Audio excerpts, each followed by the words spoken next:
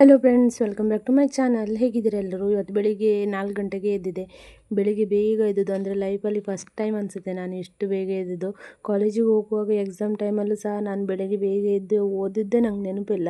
ಅಂದರೆ ಮಾಮೂಲಿ ಎಷ್ಟು ಗಂಟೆಗೆ 6:30 7 ಗಂಟೆಗೆ ಎದ್ದೇ ಅಭ್ಯಾಸ. ಆದರೆ ಇವತ್ತು ಫಸ್ಟ್ ಟೈಮ್ ಮನೆಯಲ್ಲೆಲ್ಲರೂ ದೇವಸ್ಥಾನಕ್ಕೆ ಹೋಗ್ತಾರೆ, ಧರ್ಮಸ್ಥಳಕ್ಕೆ. ಹಾಗಾಗಿ ಬೆಳಿಗ್ಗೆ ಬೇಗ ಎದ್ದು ಅವರಿಗೆ ದೋಸೆ ಮಾಡಿ ಕೊಟ್ಟೆ. ಇವತ್ತು ಮನೆಯಲ್ಲಿ ಯಾರೂ ಇಲ್ಲ, ಎಲ್ಲ ಕೆಲಸ ನನಗೆ, ಎಲ್ಲರದ್ದು ಕೆಲಸ ನನಗೆ. ಹಾಗೆ ಬೆಳಿಗ್ಗೆ ಇದೆಲ್ಲ ಕೆಲಸ ಅಮ್ಮ ಮಾಡ್ತಾಯಿದ್ರು. ಇವತ್ತು ನನ್ನ ಪಾಲಿಗೆ ಬಂದಿದೆ ಈ ಕೆಲಸ ಎಲ್ಲ. ಬೆಳಿಗ್ಗೆ ಎದ್ದು ಕೂಡಲೇ ದನಕ್ಕೆ ಬೈರೆಲ್ಲ ಬಿಸಿ ಮಾಡಿ ಅದಕ್ಕೆ ಹಾಕ್ತಾಯಿದ್ದೆ. ಇವಾಗ ನೋಡಿ ಹಲಸಿನ ಹಣ್ಣು ಸೀಸನ್ ಎಲ್ಲ. ಹಲಸಿನ ಹಣ್ಣು ಏನಂತಾರೆ, ಹೆಚ್ಚಾಗಿ ತಿನ್ನಲ್ಲ, ತಿಂದರೆ 1-2 ಸೊಳೆ ತಿಂತಾರೆ. ಮತ್ತು ಉಳಿದೆಲ್ಲ ಏನು ದನಕ್ಕೆ ಕಟ್ ಮಾಡಿ ಬಿಸಿ ಅಂದರೆ ಒಲೆಯಲ್ಲಿ ಬಿಸಿ ಮಾಡಿ ಹಾಕ್ತಾರೆ, ಹಸಿ ಹಾಗೆ ಹಾಕೋದಿಲ್ಲ. ಮತ್ತು ಅವರಿಗೆ ದನಕ್ಕೆ ಹುಷಾರಿಲ್ಲ ಅಂದರೆ ಮತ್ತು ಡಾಕ್ಟ್ರನ್ನೆಲ್ಲ ಕರೆಸ್ಬೇಕಲ್ಲ, ಹಾಗಾಗಿ ಅದನ್ನು ಬೇಯಿಸಿ ಹಾಕ್ತಾರೆ. ಅವಕ್ಕಂತೂ ತುಂಬ ಇಷ್ಟ.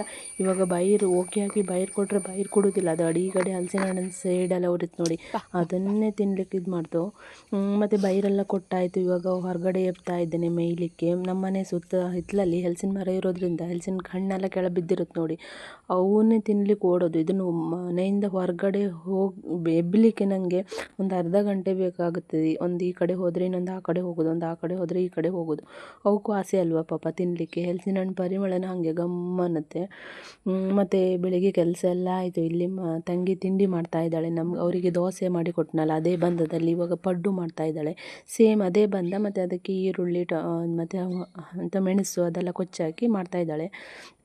ಈ ತಿಂಡಿ ಎಲ್ಲ ಮಾಡೋದು ನಮ್ಮಲ್ಲಿ ಕಮ್ಮಿ, ಅಂದರೆ ಜನ ಮಸ್ತ್ ಇರೋದ್ರಿಂದ ಪಡ್ಡು ಎಲ್ಲ ಮಾಡ್ಕೊಂಡು ಇರಲಿಕ್ಕೆ ಟೈಮ್ ಸಾಕಾಗೋದಿಲ್ಲ. ಹಾಗಾಗಿ ದೋಸೆ ಇಡ್ಲಿ ಎಲ್ಲ ಜಾಸ್ತಿ ಮಾಡೋದು. ಇವತ್ತು ನಾವು ಇಬ್ಬರೇ ಅಲ್ಲ, ಹಾಗಾಗಿ ಪಡ್ಡು ಮಾಡ್ತಾ ಇದ್ದಾಳೆ. ಮತ್ತು ಅದಕ್ಕೆ ಚಟ್ನಿ ಸಹ ಮಾಡ್ತಾ ಇದ್ದಾರೆ.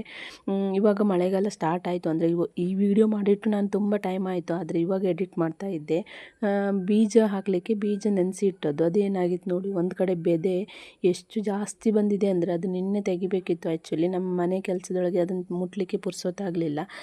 ಇವತ್ತು ನೋಡುವಾಗ ಒಂದು ಕಡೆ ಅಂತೂ ಬೆದೆ ತುಂಬ ಹೊರಗಡೆ ಹೆರ್ಟ್ ಬಂದಿದೆ.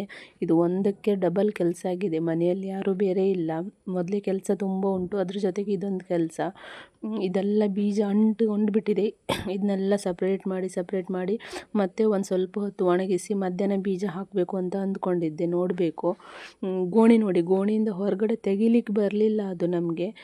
ಗೋಣಿ ಹರಿದು ಆಮೇಲೆ ತೆಗೆದು ಈ ರೀತಿ ಎಲ್ಲೇ ನೆಲದ ಮೇಲೆ ರಾಶಿ ಹಾಕಿ ಇಟ್ಟಿದ್ವಿ. ಇದು ನೋಡಬೇಕು ಇವಾಗ ಸಂಜೆ ತನಕ ಒಂದು ಒಳ್ಳೆ ಸ್ವಲ್ಪ ಗಾರಾಗಿ ಆಮೇಲೆ ಹಾಕುವ ಅಂತ.